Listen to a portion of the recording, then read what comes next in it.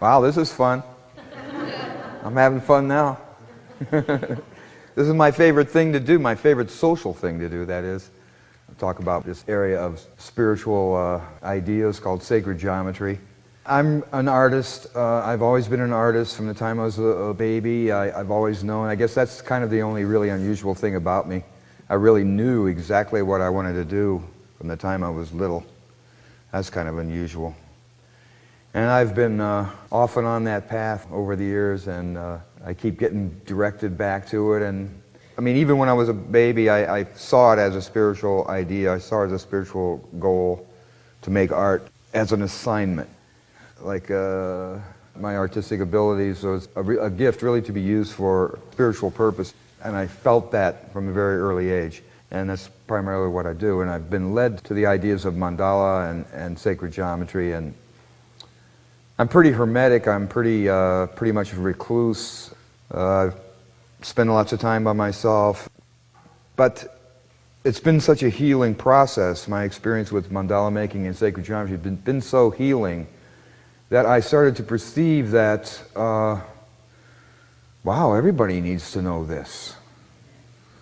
And so I was called like a shaman in a way to try to express what I've come to know to as many people as I possibly can. That's my primary goal for the rest of my life, is to, I feel a little bit like Johnny Appleseed. You know, except I guess I'm Charlie Geometry Seed or something. But I'm out there, you know, looking for some place to plant these seeds.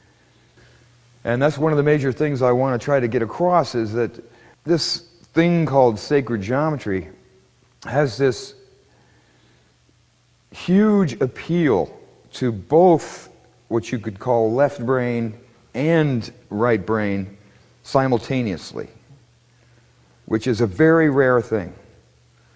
And so on the one hand, it appeals to the scientific sequential time-space kind of mind, the mind that thinks about logic and numbers and mathematics and those kinds of things, and it satisfies totally. And then at the same time, sacred geometry, the ideas of sacred geometry, the realities of sacred geometry appeal to our heart mind, our knowing, the knowing in us, our intuitive sensibility simultaneously. So I believe that if we could be introduced to these ideas, that we would see the world entirely differently. And when I first got involved with sacred geometry, it was so mystical, so powerful, and I was so excited about it that I tried to tell all my friends about it. And, you know, I'm stumbling around trying to find words for something that there aren't any words to. And I would say, but Sam, you gotta, it's, you know, and I would start to talk about it, and their eyes would just glaze over in about 5 seconds as soon as I started talking about it. And I said, oh my God, this is not easy to do. This is really, really hard. Well, I've been practicing for a long time. And I think that I have the words, I believe. And that's what I pray for. I pray for that Spirit will allow me to find the words and to find the passion and to find the truth in a way that will touch every single person that comes to this workshop this afternoon, somehow.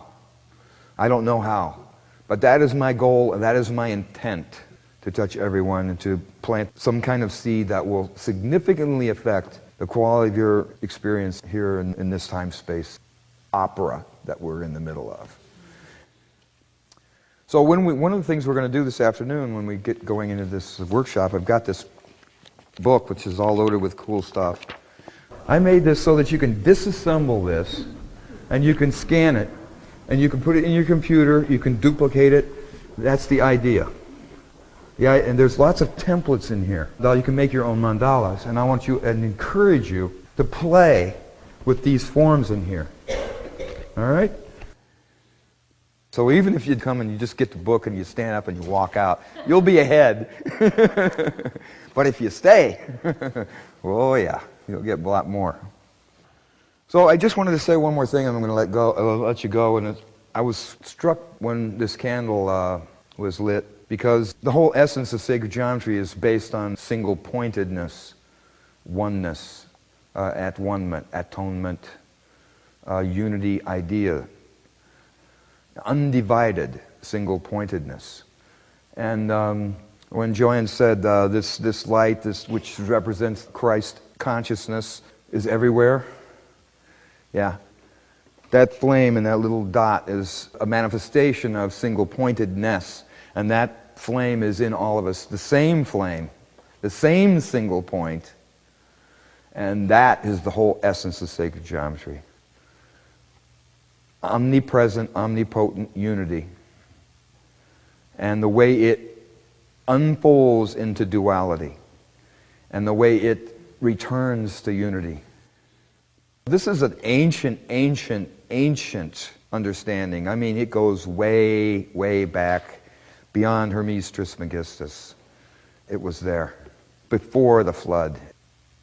And now, after thousands of years, at least 5,000 years, the scientists are saying, wow, there's this thing called quantum physics. And it's saying single-pointedness becomes duality, and then it becomes unity, and then it disappears, and then it comes back. Wow, this is a mystery. Even science is embracing the incredible mystery of the universe, the magic of it. They're actually dealing with it. Right up against mystery. Science and mystery like this for the first time. I love it. We are really going to have a lot of fun this afternoon, and we're going to have a lot to share with one another, and I really, really appreciate the opportunity and hope to see you all there. Thank you very much.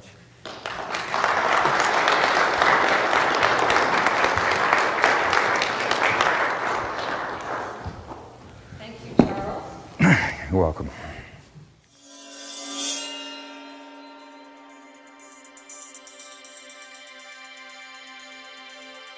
Can you feel sacred geometry?